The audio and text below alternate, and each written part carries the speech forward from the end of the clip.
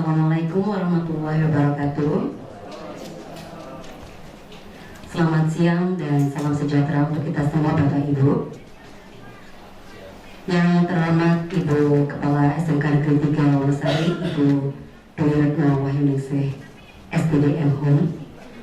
Yang kami hormati Bapak Ibu jajaran manajemen SMK Negeri 3 Wonosari, dan yang kami hormati Bapak Ibu Guru SMK Negeri 3 Wonosari. Alhamdulillah Bapak Ibu, puji syukur kepada Allah Subhanahu wa Ta'ala bahwasanya pada siang hari ini kita masih dapat melaksanakan kegiatan diseminasi budaya positif yang merupakan modul 1.4 dari calon guru penggerak angkatan 10, yaitu Ibu Siska Narulita SS, Ibu Widyastuti SPD LPD, dan Bapak Anil Prihatin Istiarto SPDT. Baiklah Bapak Ibu, untuk mengawali kegiatan kita pada siang hari ini, langsung saja kami bacakan susunan acara diseminasi kita pada siang hari ini. Mohon maaf. Yang pertama adalah pembukaan, kemudian yang kedua adalah sambutan dari Ibu Kepala SMK Negeri 3 Wonosari, Ibu Dwi Retno Wahyuningsih SPD M.Hum. Kemudian yang ketiga adalah acara inti, acara diseminasi budaya positif oleh calon guru penggerak angkatan 10. Dan yang terakhir adalah penutup. Untuk acara yang pertama adalah pembukaan Bapak Ibu. Marilah acara kita pada siang hari ini kita buka dengan berdoa bersama. Untuk yang beragama Muslim, marilah kita buka dengan membaca basmalah bersama, dan untuk yang beragama lain dimohon untuk menyesuaikan. Bismillahirrahmanirrahim. Baiklah Bapak Ibu, langsung saja kita ke acara berikutnya, yaitu sambutan oleh Ibu Kepala SMK Negeri 3 Wonosari, Ibu Dwi Retno Wahyuningsih SPD M.Hum. Dipersilakan kepada Ibu. Terima kasih. Assalamualaikum warahmatullahi wabarakatuh. Selamat siang Bapak Ibu. Yang saya hormati teman-teman manajemen sekolah SMK Negeri 3 Wonosari, Bapak Ibu semua yang saat ini hadir di ruangan ini untuk mengikuti diseminasi pengimbasan materi yang dipelajari oleh teman-teman kita calon guru penggerak angkatan 10, Ibu Siska Narulita, Ibu Widyastuti, dan Bapak Amin Prihatin. Tentunya masih semangat tuh Bapak Ibu. Setelah tadi mengikuti kegiatan yang cukup panjang, tetapi terima kasih Bapak Ibu sudah bersedia berkenan hadir di ruangan ini untuk tetap ya belajar tak berkesudahan begitu, dan memberikan semangat, support, dukungan kepada teman-teman kita calon guru penggerak. Terima kasih untuk Bu Siska, Pak Amin, dan Bu Wid yang nanti akan berbagi. Tidak pelit berbagi, ini berbagi apa yang sudah dipelajari, mempelajarinya saja juga sampai lembur-lembur, saya yakin.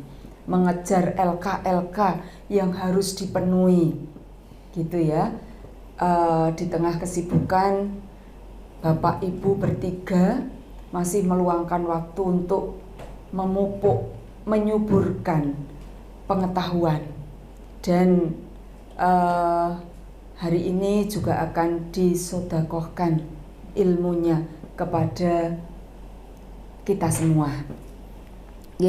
Bapak Ibu, seperti yang kemarin saya sampaikan bahwa perubahan yang sangat cepat di dunia pendidikan, di segala aspek, di semua elemen kehidupan membutuhkan respon kita yang juga sangat cepat. Perubahan di regulasi pendidikan, tema-tema pendidikan, langkah, metode, teknis yang harus kita lakukan selaku guru, ya, mengikuti tuntutan era zaman sekarang juga berubah. Maka kalau kita tidak berubah, kita akan tertinggal, dan semangat kita untuk membawa SMK 3 menjadi the first and the best, kemudian menjadi Esa Gajaya, menjadi better and the best, menjadi yang penuh solusi, tidak akan tercapai, tiada henti, tidak akan tercapai. Dan terima kasih, hari ini kita juga akan melestarikan atau akan melangsungkan ekosistem sekolah yang baik dengan saling memberikan dukungan satu dengan yang lain. Yang satu menjadi matahari, yang satu menjadi airnya, yang satu menjadi ikannya, yang satu menjadi pegagan yang ada di situ, yang satu menjadi batu-batuan yang membuat jernih air, saling mendukung satu sama lain, menghasilkan oksigen yang menyegarkan untuk kita semua. Dan kemarin ada satu yang menggelitik hati saya yang disampaikan Pak Sumadi, sekalipun Pak Sumadi juga hanya quote and quote ya, ada dari Pak Ustadz Didi ya, bahwa kita tidak semata-mata mencari bayaran, tapi di setiap kegiatan kita juga mencari ganjaran. Itu hari ini kita juga mensodakohkan ilmu, ada yang mensodakohkan ilmu, kita semua mensodakohkan waktu kita untuk kemajuan pendidikan, memberikan layanan pada anak-anak kita.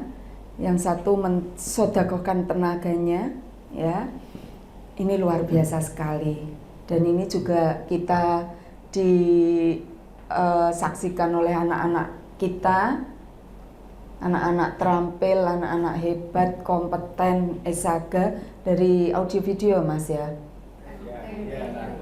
MT, oh ya, dari MT. Gurunya MT terus ratrimo, langsung guyu. Saya menyebut aku. Makasih ya, ini loh, ada upaya dari Bapak Ibu kalian yang dilakukan terus-menerus untuk memberikan yang terbaik untuk kalian. Ya, seperti itu. Terima kasih sudah meluangkan waktu juga untuk merekam kegiatan ini.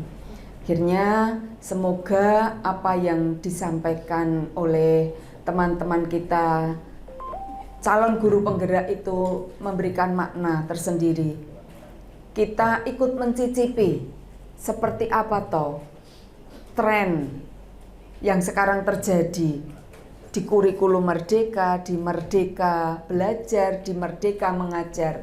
Ini salah satunya, budaya positif, mengembangkan budaya positif, dan harapannya hanya itu yang nanti kita kembangkan di SMK Negeri 3 Wonosari tercinta, jaya selalu di hati, solusi tiada. Matur nuwun, selamat mengikuti diseminasi, sukses dan bahagia untuk kita semua. Wassalamualaikum warahmatullahi wabarakatuh. Terima kasih Ibu Kepala Sekolah atas sambutannya yang selalu menyejukkan, yang selalu memberikan semangat kepada kita semua.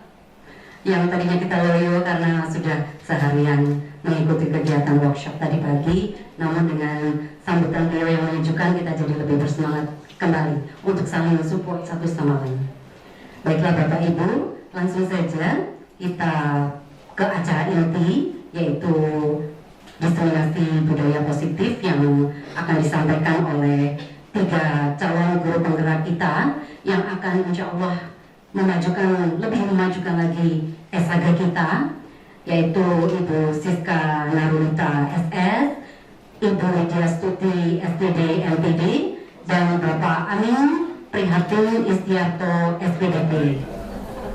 Assalamualaikum warahmatullahi wabarakatuh. Sehat semua nggih Ibu Bapak. Nderek wekdalipun sekedap untuk nggih berbagi mawon nggih sharing, bukan bermaksud menggurui karena saya masih bau kencur niki. Nggih. Nggih. Seneng kencur kayak mambu kencur kan saru nek menggurui yang nggih walaupun kadang banyak sering bau minyak. Nek gurih yang bau minyak. Ngoten. Nggih. Sebenarnya saya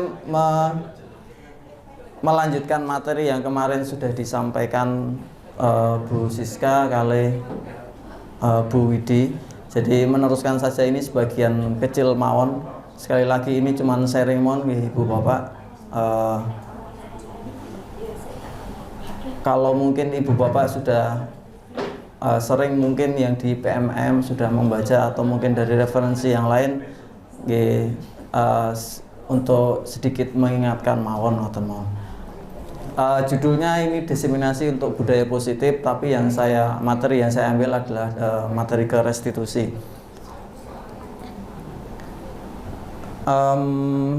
Saya awali dari disiplin positif Ibu Bapak. Jadi kalau unsur utama, kalau kita mau buat budaya itu kita mulai dari disiplin positifnya dulu. Mungkin disiplin positif versi masing-masing Ibu Bapak berbeda. Kita taunya disiplin itu ya tepat aturan, tepat waktu, misal mentaati aturan kan. Jadi kalau dari sisi yang lain, misal dari asal katanya kan disiplin itu saja nih latihan, latihan belajar, pengajaran pendidikan atau disiplin. Disiplin ilmu apa misal Pak Edi fisika dan sebagainya misal nonton. Jadi intinya latihan. Jadi pinginnya kita atau dari kita pinginnya itu dalam pembelajaran kita ataupun di sekolah itu bahasa kerennya mungkin paradigmanya itu berbeda. Jadi disiplin itu kalau bisa dari patuh dengan aturan kelas, kalau melanggar dapat hukuman dan sebagainya, itu kan eksternal ya, dari motivasinya eksternal. Siswa melanggar dapat hukuman, dapat konsekuensi, itu kan dari guru atau dari mungkin kepala sekolah atau guru BK atau guru atau gitu. Nah harapannya anak dapat motivasi internal sendiri. Jadi harapannya anak itu punya sikap sendiri, menumbuhkan disiplin diri. Jadi bahasannya tidak perlu harus pakai aturan, sebenarnya bisa. Sama seperti istilahnya aturan di masyarakat sosial itu kan sebenarnya tidak tertulis nih. Aturan di sosial masyarakat kan tidak tertulis, tapi sudah turun temurun. Kalau kita melakukan kesalahan pasti hukuman sosialnya kan mencuri hukuman sosialnya juga ada hukuman sosial dikucilkan kah, kalau dari hukum nanti beda lagi pinginnya seperti itu Ibu Bapak. Dari kita merubah dari motivasi eksternal ke internal anak sendiri. Nah contoh kasusnya seperti ini. Kalau pembelajaran praktek, saya contohkan yang di produktif kalau kita tidak kalau anak itu ketika tidak menggunakan seragam praktek atau wearpack, itu yang kita lakukan apa itu ya? Boleh praktek kah atau tidak? Atau anak dikasih sesuatu atau dikasih ganjaran sesuatu misal, atau kita harus apa? Kinten-kinten pripun Pak Edi nek nyun sewu nek larene jenengan misal tidak pakai wearpack pripun Pak Edi? Ya, karena sudah ada kesepakatan awal Pak. Nggih. Kesepakatan awal bahwa namanya kita praktek dan sebagai keselamatan kerja. Nggih. Dan wearpack itu kan juga seperti Ya dari APD ya kan. Berdasarkan kesepakatan apa itu kemudian kita buat bersama. Ada yang melanggar ya akhirnya harus kita laksanakan. Pada cara seperti misalnya kesepakatan siapa yang dipakai berapa, terlepas sengaja atau tidak sengaja maupun terlepas apapun alasannya, ya nanti di akhir pembelajaran anak tersebut harus membersihkan atau merapikan alat-alat yang kita pergunakan untuk praktis. Kayak gitu. Kalau saya, jadi itu harus dibangun dulu kesepakatan awal sehingga sepakat antara peserta didik dengan ngatur Pak Amin. Terima kasih. Mungkin itu ya. Kalau yang lain mungkin di mata pelajaran yang lain, kalau yang pakai werpak ya, biasanya produktif nonton ya. Nah, contoh kasusnya seperti itu. Jadi kembali lagi ke yang tadi. Kalau misal kita kasih hukuman, kita kasih konsekuensi kan sebenarnya kita buat mereka tidak nyaman ya. Kembali ke tidak nyaman. Jadi kalau sudah tidak nyaman, mereka itu cenderung merasa dirinya itu rendah gitu ya. Jadi merasa bersalah terus. Nah, harapannya juga sama. Harapannya kita mengkomunikasikan biar anak bisa mencari, kita membantu anak untuk mencari solusi sebenarnya yang harus dilakukan apa toh gitu. Untuk memperbaiki diri yang dilakukan seharusnya apa toh gitu. Nah, sebelum kita masuk ke bab ke restitusi tadi, kita mau bahas dulu tentang motivasi. Jadi kalau motivasi manusia itu kesimpulannya ada 3 motivasi. Jadi menghindari hukuman ya, biar nyaman ya atau tidak nyaman. Jadi kalau kalau melanggar nanti saya dapat hukuman. Motivasinya piye caranya biar saya tidak mendapat hukuman. Kemudian yang kedua, mendapat imbalan. Melakukan sesuatu karena ada imbalan. Kemudian yang ketiga, motivasinya dari intrinsik ya, dari dalam diri sendiri, menjadi orang yang diinginkan, menghargai dirinya sendiri dan orang lain. Karena masing-masing anak kan punya kepercayaan sendiri ya. Saya itu merasa dihargai diri saya sendiri kalau saya melakukan apa, saya meningkat apa, misal kompetensinya kah, atau saya bisa membuat sesuatu kah, atau saya bisa naik tingkat kah. Misal kalau nyanyi mungkin ya, nyanyi, oh saya bisa ikut kompetisi, suara saya bisa grade A, B, C mungkin itu ya, karena mungkin seperti itu. Jadi motivasinya, kesimpulannya ada 3 motivasi itu. Dari 3 motivasi itu yang mendasari sebenarnya ada 3. Nanti kita ada hukuman, ada konsekuensi, sama restitusi. Jadi sebelum masuk ke restitusi kita bahas yang pertama hukuman dulu. Jadi kalau hukuman itu tadi contoh terlambat push up gitu ya, terencana, tidak terencana, atau tiba-tiba, anaknya itu pasti menderita, itulah bahasanya seperti itu. Anaknya pasti menderita. Atau keliling lapangan mungkin, keliling lapangan lari atau push up mungkin ya. Seringnya dulu kita seperti itu, berdiri di depan satu kaki sama pegang telinga satu gitu ya. Ini ya dulu pernah mengalami, jadi ya bisa untuk cerita ternyata. Dulu SD mengalami seperti itu, ternyata sekarang bisa untuk cerita. Yang kedua, murid itu tidak tahu yang terjadi, tiba-tiba dapat hukuman. Kemarin yang disampaikan Bu Siska sudah siapa kemarin namanya Bu yang di video? Naren, ya sama. Prosesnya pasti seperti itu. Anak tidak dilibatkan, ngerti-ngerti dapat sesuatu gitu ya, sesuatu dalam tanda kutip. Kemudian hukuman itu satu arah itu ya, dari guru ke murid, hanya itu tok. Murid cuman menerima tok, pasrah ngoten maulah. Jadi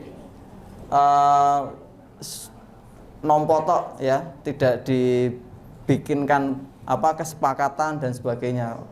Seperti yang kemarin disampaikan dalam videonya Bu Siska, Naren posisinya yang pertama seperti itu. Kemudian bersifat fisik maupun psikis. Kalau fisik cukup jelas nggih. Fisik bukan dalam artian terus disakiti fisiknya, ditonjok mungkin gitu, sebaiknya tidak. Itu ranahnya sudah berubah nanti. lari keliling lapangan, push up gitu ya. Ya mungkin dari sudut pandang yang lain itu bagus ya, fisiknya dapat gitu ya. Tapi tidak untuk hukumannya. Kemudian psikis, pembulian ngoten nggih, dibully. Bahasanya sekarang anak sekarang itu dibully. Ya, anak sekarang itu mudah merasa dibully gitu. Cuman dimintai tolong untuk membelikan saja merasa dibully. Ya kalau Bapak Ibu mengikuti di media sosial, Twitter mungkin yang agak ramai ngoten nggih. Ada seorang mahasiswa dimintai tolong membelikan makanan untuk teman-temannya oleh dosennya untuk dibawakan ya, nanti diganti tapi di lingkungannya dia bercerita kalau sebenarnya dia dibully gitu. Jadi ya kita tidak tahu, karena itu generasi juga yang kita cetak kan, generasi sandwich, generasi strawberry itu yang mencetak siapa ya, tidak tahu ya, kita ya salah satunya itu. Kemudian yang kedua, konsekuensi Ibu Bapak, sama seperti yang sudah disampaikan Pak Edi tadi, konsekuensi itu sudah terencana, disepakati, ada kesepakatan. Kalau ada kesepakatan berarti disetujui oleh minimal kedua belah pihak, ngoten nggih. Guru mungkin sebagai pihak pertama, murid sebagai pihak kedua, ada kesepakatan. Kalau saya melanggar A, konsekuensinya Z. Kalau saya melanggar D, konsekuensinya X misal dan sebagainya. Kemudian bentuk konsekuensi dibuat oleh guru atau sekolah dalam kalau di lingkungan sekolah ngoten nggih. Kemudian murid sudah mengetahui konsekuensi sebelumnya kalau ada pelanggaran. Tadi yang disampaikan Pak Edi benar seperti itu. Kalau tidak pakai wear pack karena itu APD ya untuk keselamatan, ya idealnya ora oleh praktek kan ngoten nggih.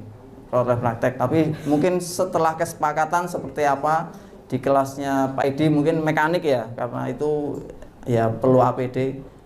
Kesepakatannya gimana? Nah itu konsekuensinya dibahas berdua belah pihak. Nah itu yang menjadi kesepakatan, yang menjadi konsekuensi. Kemudian yang ketiga sebenarnya ini Ibu Bapak, contoh kasus dulu nggih. Yang pertama paling kiri, kinten-kinten hukuman atau konsekuensi Ibu Bapak. Lari mengelilingi lapangan basket 2 kali karena terlambat 10 menit untuk pelajaran PJOK. Hukuman. Ada mungkin yang punya persepsi lain, karena judulnya guru olahraga lari 10. Nah gitu gitu ya, mungkin kalau lari sesuai kompetensinya untuk PJOK mungkin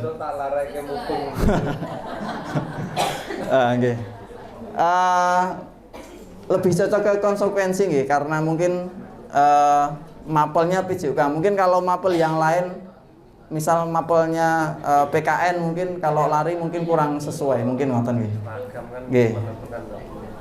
Nah, yang nomor 2 dari kiri, Ari mengelilingi lapangan basket 2 kali karena terlambat hadir di sekolah. Nah, ini baru hukuman ngoten.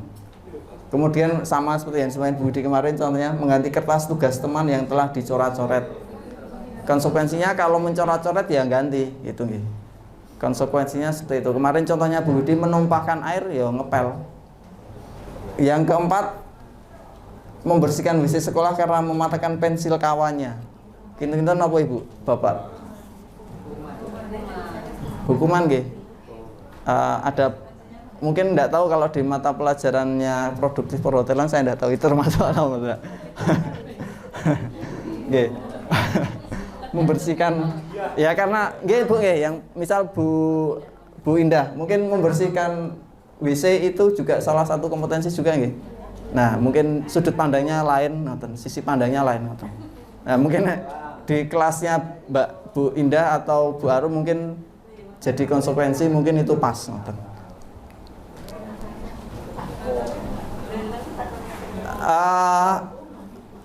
Intinya di sini Ibu Bapak, jadi kita mau sharing ini pendekatan restitusi. Jadi anak tidak merasa dihukum, tidak dengan kesepakatan sendiri, dengan motivasi sendiri. Jadi anak itu tidak melanggar itu karena dia dapat motivasi sendiri, bukan motivasi dari luar. gitu ya. Termasuk hukuman itu kan pasti dari luar ya. Kalau kita tidak bisa menumbuhkan motivasi dari internal ya kita kasih yang eksternal kan ngoten. Internal tidak muncul, kita kasih yang eksternal. Nah, harapannya kalau internalnya tidak muncul kita tumbuhkan, kita pancing lah bahasanya ngoten. Kita pancing piye carane biar tumbuh. Kemudian yang kedua adalah di situ ada proses kolaborasi. Kolaborasi berarti antar dua belah pihak, dalam hal ini misal contoh guru dengan murid gitu, atau kalau di lingkup sekolah berarti dengan warga sekolah. Biar masing-masing punya solusi sama seperti tadi. Kalau hukum sosial itu tidak tercatat gitu ya, tapi pasti terasa. Kalau kita tadi saya contohkan kalau mencuri itu ya pasti dikucilkan. Mungkin sesimpel itu ngoten nggih. Jadi harapannya itu murid bisa berpikir yang mereka inginkan itu seperti apa toh. Jadi saya mau menempatkan diri di lingkungan itu seperti apa toh, entah di lingkungan sekolah kah atau di lingkungan masyarakat nggih sami mawon. Berikutnya ini kalau sudah bisa menempatkan diri itu harapannya kita bisa siswa bisa memulihkan dirinya. Kalau saya salah itu saya bisa mengembalikan lagi. Saya melakukan sesuatu yang salah itu saya bisa mengembalikan, benar ini salah, maka saya harus bisa memperbaiki dari dalam diri saya sendiri. Ngoten. Secara bahasa lebih mudah refleksi nggih. Kalau ada sama seperti kita setelah melakukan kegiatan pasti ada refleksi. Kira-kira yang kurang apa, yang harus diperbaiki apa, ke depan itu sebaiknya seperti apa dan sebagainya. Ngoten. Kemudian cara yang paling mudah memang bukan mudah ya. Secara teori memang menanamkan disiplin positif itu paling ideal dengan restitusi tadi. Kita mencoba untuk membandingkan antara hukuman, konsekuensi dan restitusi Ibu Bapak. Jadi contoh satu nggih. Kalau hukuman itu tadi seperti saya sampaikan pasti ada yang tersakiti, ada yang merasa tersakiti ya, merasa itu bisa tersakiti, bisa fisiknya, bisa psikisnya. Merasa berarti psikisnya, nggih. Kalau konsekuensi itu memang sesuatu yang harus terjadi. Sesuatu yang harus terjadi berarti lewat kesepakatan tadi.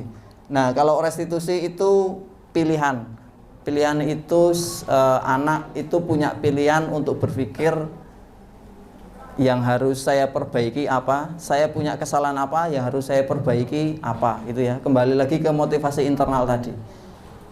Contoh mohon ini. Kemudian yang berikutnya ini ya, masih hukuman versus konsekuensi versus restitusi. Hukuman itu mode paksaan.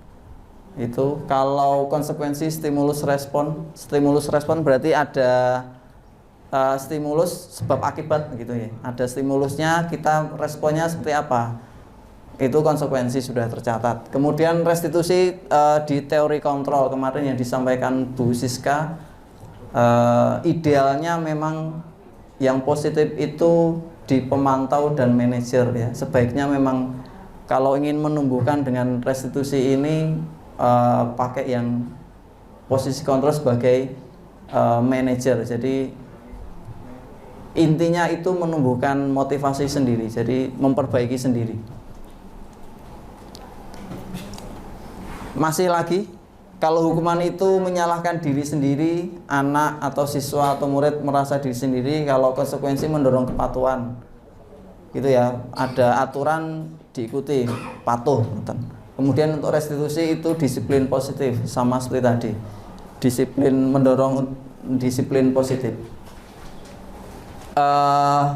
Proses segitiga restitusi seperti ini Ibu Bapak, ada 3 nggih.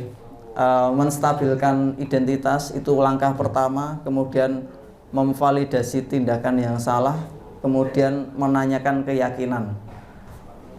Dari 3 itu langkahnya: 1 menstabilkan identitas, 2 validasi, 3 menanyakan keyakinan. Yang pertama ini menstabilkan identitas, tujuannya anak itu tidak merasa gagal, tapi dia merasa sukses karena dia memperbaiki dari diri sendiri, menstabilkan identitas. Ketika anak berbuat salah itu dia pasti sedang tidak terpenuhi kebutuhannya. Kebutuhan anak, misal dia pingin kebebasan, jadi sebenarnya dia pingin bebas. Kemudian dia berbuat sesuatu, nah sebenarnya berarti dia tidak sedang terpenuhi kebutuhannya. Mungkin juga kebutuhan rasa kasih sayang mungkin tidak terpenuhi. Jadi kalau kita langsung tembak dia salah, itu akan lebih down lagi. Jadi kita mencoba untuk kita menstabilkan identitas anaknya biar kembali lagi ke semula. Kalau anak sedang emosi itu kita kasih yang rasional itu susah, kalau lagi marah itu dikasih rasional tidak masuk katanya, rumusnya dari psikologi mungkin, makanya kalau anak mungkin kadang kudu kalau anak kecil mungkin digendong dulu, mungkin seperti itu gitu ya. Kalau dari mungkin pelajaran biologi itu ada, jadi kalau anak marah itu dia pakai otak kecilnya sebenarnya, terus dia tidak bisa menghubungkan dengan otak nalarnya, otak depan ini ya nalarnya nggak jalan. Kalau lagi marah atau lagi sedih mungkin seperti itu gitu ya. Ini banyak yang ibu-ibu jadinya mungkin agak sensitif kalau bicara dengan ya, kalau bicara masalah emosi agak mungkin ya, tapi tidak semua. Kemudian itu tadi anak yang melanggar itu sebenarnya dia cari peraturan, dia sedang mencari perhatian gitu ya, karena mungkin gagal dalam suatu hal dia mencari perhatian. Kemudian yang berikutnya adalah karena tadi dia kebutuhannya sebenarnya belum terpenuhi. Jadi ada senggolan, berbenturan. Sebenarnya saya ingin bebas, tapi saya dikekang. Maka kemungkinan seperti itu. Jadi anak akan lebih agresif. Kemudian yang kedua itu, sebelum yang kedua itu ya, tujuannya kita meyakini murid agar dia lebih, kita meyakinkan murid agar dia lebih reflektif. Kata-kata yang bisa digunakan menika Bapak Ibu, berbuat salah itu tidak apa-apa, tidak ada manusia yang sempurna. Ya itu jadi mengembalikan lagi. Anak kalau lagi emosi down gitu ya, kalau dimarahi lagi itu tambah down lagi, maka dinaikkan dulu bahasanya, distabilkan emosinya. Saya juga pernah melakukan seperti itu gitu ya. Aku cilik mbiyen wis tau ngono kuwi, Mas, Mbak, misal seperti itu gitu ya. Nakale mungkin oleh nakal mungkin ya, enggak tahu kan gitu. Mungkin oleh tang. Loh ya enggak tahu lah nggih. Mungkin Pak Amin awake cilik mbasan dileki ning tangannya oke. Sesetan mungkin enggak tahu juga kan ngoten nggih. Nah, yang gitu. Kemudian yang kedua, kamu berhak merasa begitu, kita bisa menyelesaikan ini gitu ya. Memang anak kalau marah ya dikasih istilahnya ditokne dulu, marahnya dimaremke lah bahasanya ngoten gitu ya. Yang berikutnya Ibu Bapak Ibu tidak tertarik mencari siapa yang salah, tapi Bapak Ibu ingin mencari solusi dari permasalahan itu. Itu yang dicari, ujungnya solusi lagi. Tapi tujuannya ini untuk tadi menaikkan emosinya dulu nih, distabilkan emosinya. Ini contoh kalimat mohon Bapak Ibu, mungkin akan susah nih, apalagi yang tidak terlalu pinter verbalnya mungkin akan kesulitan. Yang kedua, validasi tindakan yang salah. Dari deskripsinya itu sebuah pelanggaran seringkali memenuhi kebutuhan penguasaan power walaupun seringkali bertabrakan dengan kebutuhan yang lain. Bukan bermaksud membenarkan yang salah, tidak yang salah terus jadi benar, mboten. Jadi harapannya tujuannya itu kita untuk memahami, oh anak berbuat sesuatu itu pasti ada alasannya kan ngoten. Nah, tekon lah intinya, tekon kamu kok melakukan itu kenapa toh? Itu. Kita memvalidasi benar atau salah toh yang dilakukan anak. Tenanan ora toh kalau dia melakukan itu, tenanan ora toh dia menyobek kertas temannya misal, atau tenanan ndak toh dia menumpahkan air, mencoret buku temannya dan sebagainya. Itu ya. Nah, caranya seperti yang di depan Ibu Bapak. Jadi kita memenuhi kebutuhannya. Kalau kebutuhannya rasa kasih sayang, ya kita kasih sayang, betul lah. Ya, sesimpel itu. Tapi penerapannya sangat susah, sangat sulit nih. Kita butuh proses, tidak sekali jadi. Anak butuh kebebasan, ya kita kasih kebebasan, tapi dalam vokal mohon. Kamu pasti punya alasan mengapa melakukan hal itu, gitu ya. Kita mau mencari. Yang kedua ada, padahal kamu bisa melakukan yang lebih buruk dari ini ya. Iya, anak merasa ini yang dilakukan saya tidak seburuk yang saya bisa melakukan lebih buruk. Yang berikutnya, kamu patut bangga pada dirimu sendiri karena telah melindungi sesuatu yang penting buatmu. Mungkin karena kalau anak SD misalnya seneng gelut, pasti ada salah satunya yang dalam tanda kutip mempertahankan diri sebenarnya, ya, mempertahankan diri terus dia dilalah le ngampleng luwih seru misal situ. Sing dikampleng sing jalari malah semaput sikik. Nah, mungkin itu gitu ya. Jadi ya bangga iso ngampleng luwih. Nah, karena mungkin dia melindungi gitu ya, melindungi diri sendiri ya. Tapi jarang seperti itu gitu. Intinya yang paling bawah Ibu Bapak, restitusi tidak menyarankan guru bicara ke murid bahwa melanggar aturan adalah sikap yang baik. Gitu ya. Tadi kita membuat kalimat-kalimat itu bukan untuk membenarkan apa yang dilakukan murid, ya, tapi kita berusaha untuk memahami alasannya apa toh gitu. Yang dilakukan murid itu alasannya ngopo kok dia mukul temennya misal, atau nyoret temennya, atau menumpahkan sesuatu atau ngambil sesuatu, ya, karena yaitu yang di bawah itu. Setiap orang pasti akan melakukan yang terbaik di waktu-waktu tertentu. Bahasanya positive thinking, mawon. Bahasa lebih mudah positive thinking. Kita selalu berpikir positif, Jadi kalau misal di ruangan ini ada yang tidak hadir, mungkin ada kepentingan yang lain. Nah, ngoten niku mawon. Kan ngoten nggih. Berpikir positif kan ngoten nggih. Ya. Oh, Pak Amin nggak ada di ruangannya ya, mungkin lagi di mana gitu.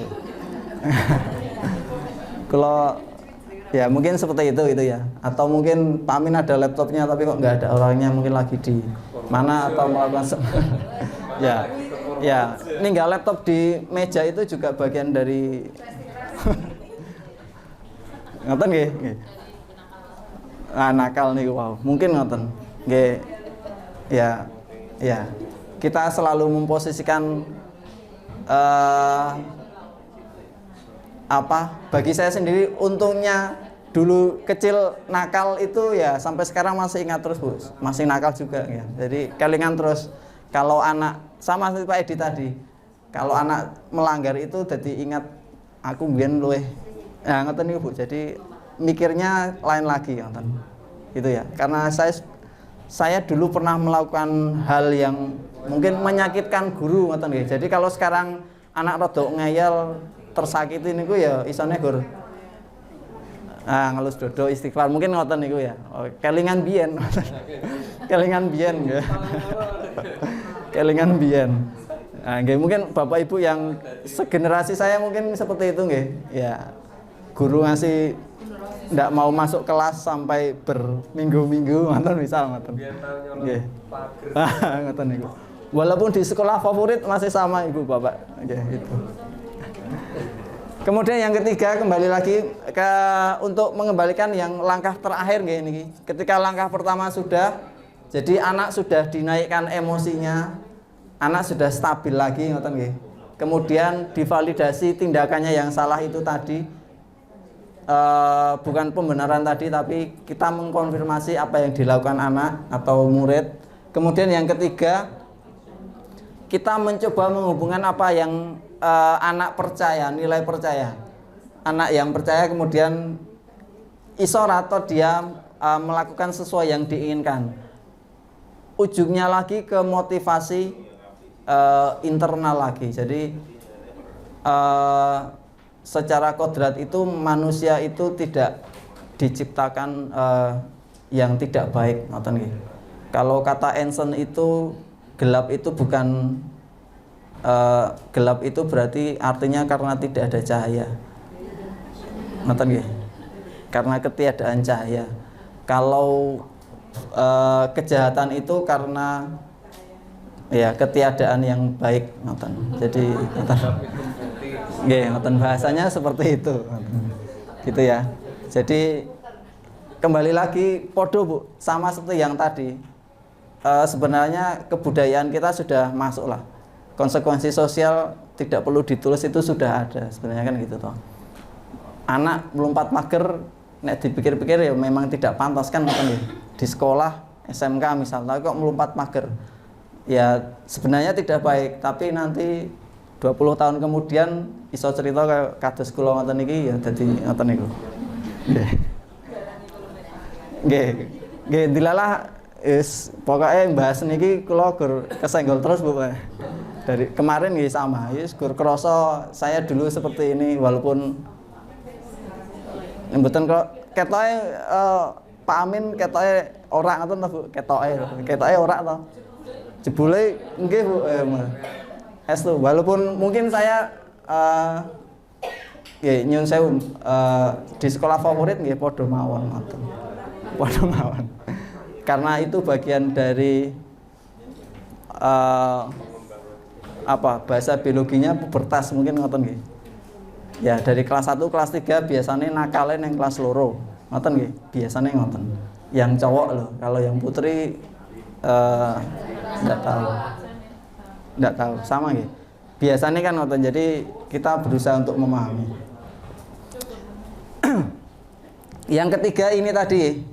Jadi anak itu pinginnya seperti apa toh? Nilai-nilai kesepakatan universal yang baik itu harusnya seperti apa toh gitu ya. Kalau anak kan harapannya punya tanggung jawab pada diri sendiri kan ngoten nggih. Jadi proses restitusi ujungnya di situ. Anak punya tanggung jawab pada diri sendiri, memanusiakan diri sendiri. Ngoten, memposisikan diri sendiri kalau di lingkungan masyarakat seperti apa. Ngoten kemudian mungkin ini slide terakhir Ibu Bapak, mungkin nggih. Kesimpulannya cuma di sini nggih. Restitusi itu cirinya itu ada beberapa, itu yang saya tuliskan nggih. Mungkin ada yang lain. Restitusi itu memperbaiki hubungan. Kalau anak dihukum, hubungannya kan nggak baik dengan gurunya, biasanya ngoten. Dendam mungkin seperti itu, ngoten. Kemudian restitusi adalah tawaran, bukan paksaan. Kita menawarkan ke siswa atau ke murid untuk memperbaiki diri sendiri, memunculkan motivasi dirinya sendiri. Yang ketiga, tadi restitusi menuntun untuk melihat ke dalam diri anak sendiri. Jadi yang saya lakukan itu sudah benar atau belum toh? Memperbaikinya gimana? Yang berikutnya restitusi bukan untuk menebus kesalahan, namun untuk belajar dari kesalahan. Belajar kembali lagi ke belajar sepanjang hayat nih. Yang terakhir adalah restitusi adalah cara yang paling baik. Sebelum saya tahu restitusi nggih sama. Kasih hukuman ujungnya cuma diem gitu loh. Kesepakatan dilanggar, konsekuensinya juga misal tidak diikuti, paling seperti itu. Jadi, setelah tahu restitusi ya sedikit demi sedikit kita punya pikiran terbuka lah gitu ya. Walaupun tidak tahu mungkin anak generasi dulu itu sering dapat hukuman, sering dapat konsekuensi, tapi hasilnya kok ya baik sekarang kan gitu. Sedangkan generasi sekarang kok kita perlakukan seperti ini, kok hasilnya seperti ini. Mungkin beda lagi nggih. Beda lagi. Jadi saya juga sedang mencari tahu yang salah di mana toh? Karena generasi sekarang juga yang menciptakan juga kita juga kan ngoten. Sing salah sapa toh? Ya sing ora bener. Belum ketemu saja, tapi kembali lagi kita cuma bisa berproses. Ya, prosesnya seperti apa, hasilnya seperti apa. Yang selalu saya tekankan di kelas saya, kita di sekolah atau di kelas cuma bisa membimbing ibu bapak, selebihnya ada di rumah. Maksimal kita di kelas, misal saya mengajar seminggu 10 jam gitu ya. Seminggu 10 jam bandingkan dengan yang lain. Jadi kalau kita merasa wah dia sukses karena saya, itu agak berlebihan menurut saya. Karena kita ketemunya cuma 4 jam, 10 jam seminggu kan ngoten nggih. Gitu ya. Selebihnya dia ada di rumah, di lingkungannya itu. Ya itu untuk pembenaran saya sendiri gitu nggih. Jadi biar tidak terlalu wah ya bagus sih kalau anak sukses karena gurunya ngoten saya. Tapi biarlah guru yang siswa yang menceritakan. Yang cerita itu siswa. Kalau guru pembenarannya mungkin dia sukses karena setiap pagi membantu ibunya mungkin, atau setiap sore mijeti ibunya mungkin gitu ya, atau kalau ibunya ke sawah pagi nganter dulu ke sawah ya, atau neng alas nonton biasanya gitu nganter dulu, mungkin itu yang jadi jalan suksesnya dia, mungkin itu gitu ya. Jalan suksesnya itu kita tidak tahu, kita tidak ada yang tahu sukses orang seperti apa, tapi yang pasti tahu itu doa ibunya gitu ya, doa ibunya yang utama cuman itu sebenarnya. Saya sampai sini mboten modal nopo-nopo, saya nggak ada modal apa-apa sampai sini ya. Saya nggak bisa ya, kembali lagi ke ibu tadi gitu, itu aja. Terima kasih perhatiannya ibu bapak, ngapunten waktunya kalau sangat mengganggu atau mengambil sedikit waktu ibu bapak yang punya kepentingan yang lain. Mungkin itu yang bisa saya sampaikan, bisa saya share. Banyak kurangnya, kalau ada lebihnya ya ketoknya ndak ada, lebihnya diambil mau. Pasti banyak, saya banyak kurangnya ibu bapak pasti gitu ya. Semoga yang sedikit tadi bermanfaat. Ketemu lagi di pertemuan yang akan datang. Selamat siang. Assalamualaikum warahmatullahi wabarakatuh.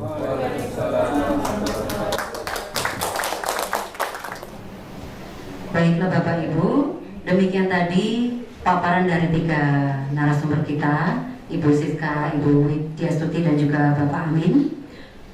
Semoga apa yang mereka bertiga sampaikan nanti akan mampu membawa kita kepada pemahaman yang lebih lanjut terhadap apa yang dimaksud dengan budaya positif. Dan pada akhirnya nanti kita sebagai guru dapat menciptakan lingkungan yang berbudaya positif, sehingga lingkungan kita adalah lingkungan belajar yang menyenangkan dan juga membuat siswa dan juga guru semakin bahagia dalam lingkungan sekolah.